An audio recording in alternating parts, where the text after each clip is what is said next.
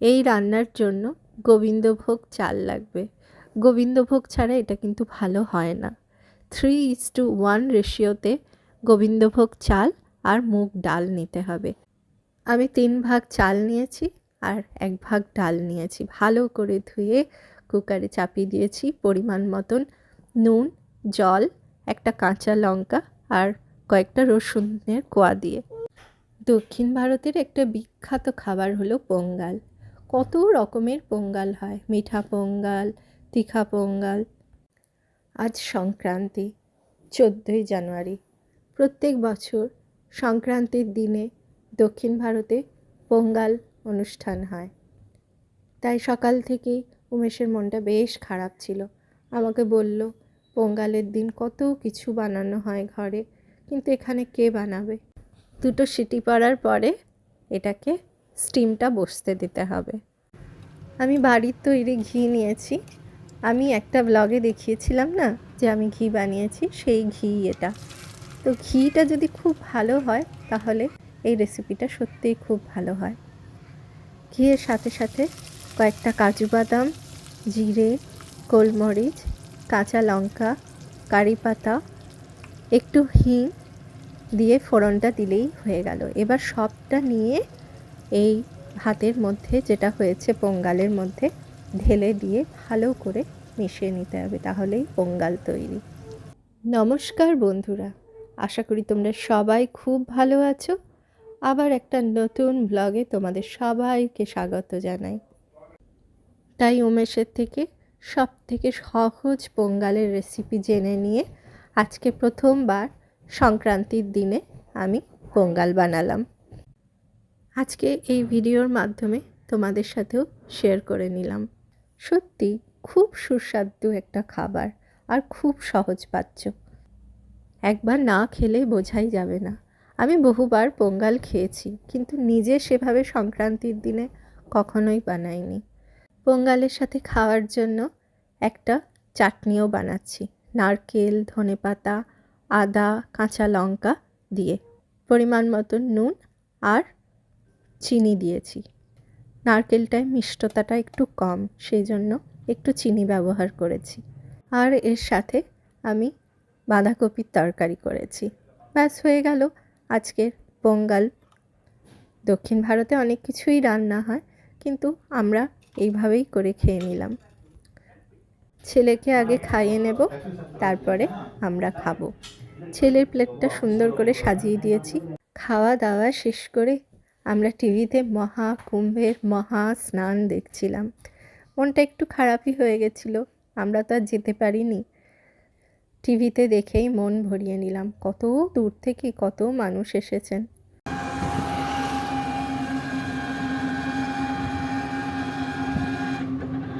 রিলায়েন্স ট্রেন্ডে এসেছি, ওখান থেকেই শপিংটা করছি।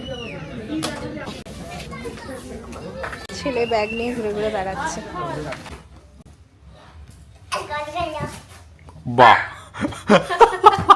ये तो चला गया तो पर्स। আমার পার্সটাকে বার করেছে ব্যাগ থেকে। এই যে ব্যাগ থেকে পার্স বার করে এখানে বসে বসে খেলা হচ্ছে। ए पापा नहीं डॉगी एत्कुंदा पो go and bring your doggy go and bring your doggy please feed your doggy go. বন্ধুরা, বাড়ি চলে এসেছি, একটুখানি ফ্রেশ হয়ে নিলাম, তারপরে তোমাদেরকে দেখাচ্ছি কি কি কেনা হয়েছে। আচ্ছা আচ্ছা, ঠিক আছে ঠিক আছে, থাকুক। এই যে ছেলের জন্য এটা কেনা হয়েছে, একটা, দুটো, अय्यो এই যে তিনটে নেওয়া হয়েছে। ঠান্ডার মধ্যে পড়তে পারবে, আবার গরমকালেও পড়তে পারবে, কটনে, পুরো কটনে। তো সেই জন্য নিলাম।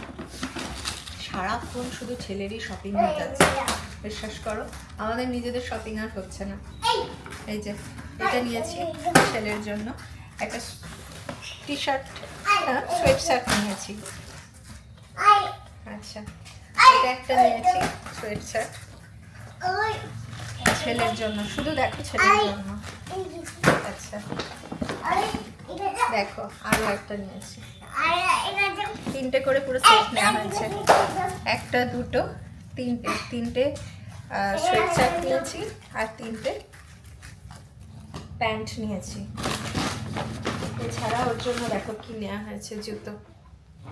আর জুতো দিখাও তো, জুতো বড়িয়া হ্যাঁ। খুব সুন্দর হয়েছে জানো তো। বুট। হ্যাঁ, এই যে এটাও ডিসকাউন্ট চলছিল জানো তো, অনেকটাই ডিসকাউন্ট পাওয়া গেছে, খুব সুন্দর জুতো হয়েছে। এই জন্য ওর জন্য আবার জুতো কেনা হলো। সব কিছুই জানো তো ছোট হয়ে যাচ্ছে, বিশ্বাস করো খুব তাড়াতাড়ি। আর ও এই শীতকালেতেও এত তাড়াতাড়ি জামা কাপড় ভিজিয়ে দিচ্ছে বলতে কি বলো তো, জল খেয়ে জলটাকে পুরো ফেলে দিচ্ছে। আমরা জল খাওয়াচ্ছি, মুখ থেকে বু বু বু বু করে জল ফেলে দিচ্ছে, মানে সারা দিনে।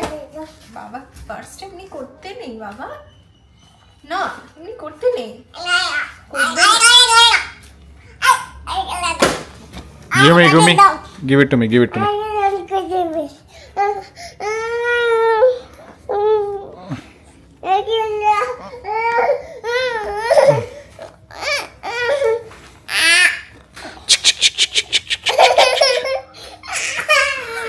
লাগা মুখ पे। সবই ছেলের জন্য কিনেছি। तुम्हारा বেশ বেশ বেশ চুপ কর। दाराता।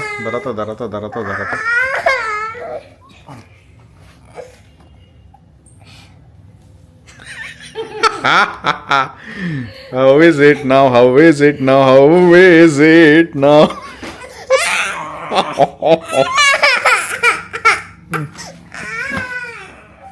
এখন তো একটু গ্রোন আপ, সেজন্য খুব তাড়াতাড়ি ছোট হয়ে যাচ্ছে জামা কাপড়। কটনের জিনিস একটুখানি ওকে ঠিক আছে, এগুলো আমি এই বছরটা পড়তে পারবে, সেরকম আর কি নিয়েছি। ঠান্ডাটাও পড়েছে এবারে, বলো কলকাতায় তো এবার বেশ ঠান্ডা পড়েছে। बारात तो है आज। ভালো ঠান্ডা পড়েছে।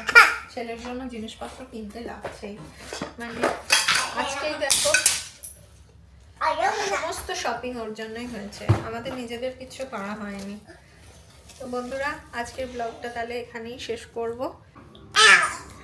বন্ধুরা আজকের ব্লগটা তোমাদের কেমন লাগলো সেটা কমেন্ট করে জানাতে কিন্তু ভুলো না।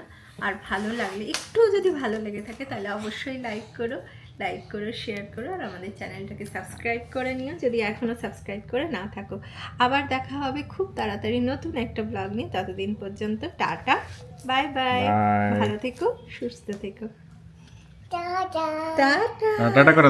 Tata tata.